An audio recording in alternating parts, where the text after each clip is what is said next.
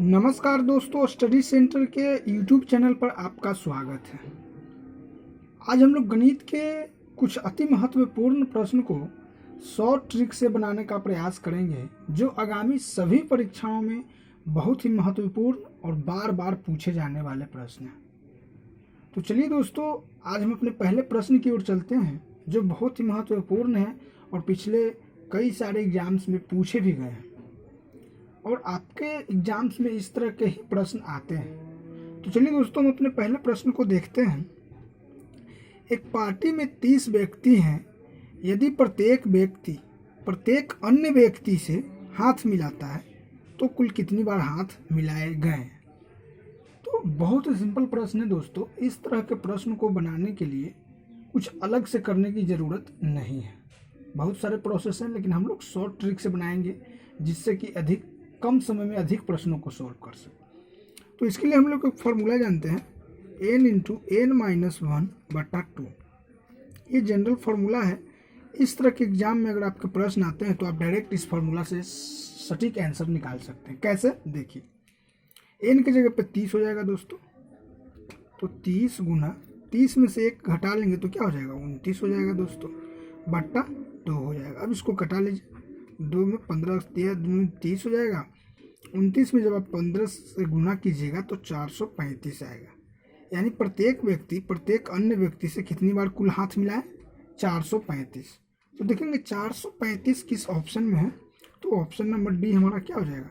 सही हो जाएगा दोस्तों। तो मैं उम्मीद करता हूँ दोस्तों, यह प्रश्न आप लोगों को बहुत अच्छे तरीके से समझ में आ गया होगा, और यदि इस तरह के प्रश्न आपके एग्जाम में आते हैं तो आप बहुत ही आसानी से सॉल्व कर सकते हैं। चलिए अगले प्रश्न की ओर चलते हैं दोस्तों। हमारा अगला प्रश्न है, दो संख्याओं का अनुपात 5:6 है। यदि दोनों संख्याओं में 6 जोड़ दिया जाता है तो अनुपात 7:8 हो जाता है। तो संख्याएं हैं। देखिए दोस्तों, इसको हम लोग गो थ्रू ऑप्शन भी सॉल्व कर सकते हैं, और एक और मेथड है उससे भी सॉल्व कर सकते हैं। तो देखिए इसको कैसे सॉल्व करते हैं। पहले संख्याओं का अनुपात कितना है? 5:6 है। जब इसमें 6 जोड़ दिया जाता है तब कितना हो जाता है? 7:8 हो जाता है। तो कितने अंतर का रेशियो बढ़ रहा है? 2 का इसमें भी और 2 का इसमें भी। ठीक है, तो ये कब बढ़ रहा है? 2 रेशियो जब 6 जोड़ा जाता है, यानी कि 2 रेशियो बराबर क्या हो जाएगा दोस्तों? 6 हो जाएगा।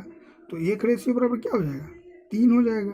तो हमसे संख्या पूछ रहा है, तो संख्या का अनुपात क्या है? 5:6 है। तो 5 रेशियो बराबर क्या हो जाएगा? 5 तिया 15, और 6 रेशियो बराबर क्या हो जाएगा? 6 तिरिको 18। यानी हमारी जो संख्याएं हैं दोस्तों वो 15 और 18 है। तो देखेंगे 15 और 18 किस ऑप्शन में है, तो ऑप्शन नंबर बी हमारा क्या हो जाएगा? सही हो जाएगा दोस्तों। तो मैं उम्मीद करता हूं दोस्तों, यह प्रश्न भी आप लोगों को बहुत अच्छे तरीके से समझ में आ गया होगा, और यदि इस तरह के प्रश्न आपके एग्जाम में आते हैं तो आप बहुत ही आसानी से सॉल्व कर सकते हैं। अगर प्रश्न समझ में आ रहा है दोस्तों, तो चैनल को जरूर सब्सक्राइब कर लें और नोटिफिकेशन बेल को जरूर दबाएं, कि वीडियोज अपलोड होते ही उसका लिंक सबसे पहले आप तक पहुंचे। चलिए दोस्तों, अगले प्रश्न की ओर चलते हैं। अगला प्रश्न है, बहुत ही महत्वपूर्ण प्रश्न है दोस्तों। यदि दो संख्याओं का गुणनफल 1452 है और पहली संख्या दूसरी संख्या का 1/3 है, तो पहली संख्या क्या है? बहुत ही सिंपल प्रश्न है दोस्तों, कुछ नहीं करेंगे। हम मान लेते हैं पहली संख्या अगर x है, तो दूसरी संख्या कह रहा है कि पहली संख्या जो है वो दूसरी संख्या का 1/3 है। अगर दूसरी संख्या 3x होगा तो 1/3 का मतलब क्या होता है? x गुने 1/3x। तो x कट जाएगा दोस्तों, सॉरी दोस्तों, 3x और x, तो ये कट जाएगा x, तो क्या आएगा? 3 आएगा। तो अब कह रहा है दोस्तों कि दो संख्या हमारा x और 3x है, इसका गुणनफल क्या है? 1452 है। ठीक है, तो यहाँ से क्या हो जाएगा दोस्तों? 3x² बराबर 1452। अब चूंकि आप देख रहे हैं 3 इधर गुना में है तो इधर आएगा तो भाग में हो जाएगा, तो इसको कटा लीजिए। 3 चौके 12, 3 8 24, 3 चौके 12। ठीक है, ये 3 से कट जाएगा, 484 बराबर। अब x² इक्वल टू क्या आया? 484 आया दोस्तों। तो जैसा कि हम लोग जानते हैं, स्क्वायर हटता है तो अंडर रूट चढ़ता है। तो 484 बराबर क्या हो जाता है? 22 हो जाता है। वर्गमूल 22 होता है। यानी कि पहली संख्या हमारा क्या है दोस्तों? 22 है। तो देखेंगे 22 किस ऑप्शन में है, तो ऑप्शन नंबर ए हमारा सही हो जाएगा दोस्तों। अगर यही दूसरी संख्या पूछता तो इसका 3 गुना होता, यानी कि 22 गुना 3 कर देते हैं तो 66 आंसर हो जाता। 1/3 है ना दोस्तों दूसरी संख्या का। ठीक है, चलिए अगले प्रश्न की ओर चलते हैं। यदि P अनुपात 18 सही 5:3 हो तो P का मान क्या होगा। बहुत ही सिंपल है दोस्तों, इसमें कुछ करने की जरूरत नहीं है। प्रश्न कह रहा है P/18 बराबर 5/3 है, तो हमें P का मान बताना है। तो बहुत सिंपल है, बस क्रॉस मल्टीप्लाई से हम लोग निकाल लेंगे। ये क्या हो जाएगा 18 गुना को 5 बट्टा में 3, ये कट जाएगा 3 छके 18 6 5 30, यानी P का मान क्या आएगा दोस्तों 30। तो देखेंगे 30 किस ऑप्शन में है, तो ऑप्शन नंबर बी हमारा क्या हो जाएगा सही हो जाएगा दोस्तों। तो मैं उम्मीद करता हूं दोस्तों यह प्रश्न भी आप लोगों को बहुत अच्छे तरीके से समझ में आ गया होगा, और यदि इस तरह के प्रश्न आपके एग्जाम में आते हैं तो आप बहुत ही आसानी से सॉल्व कर सकते हैं।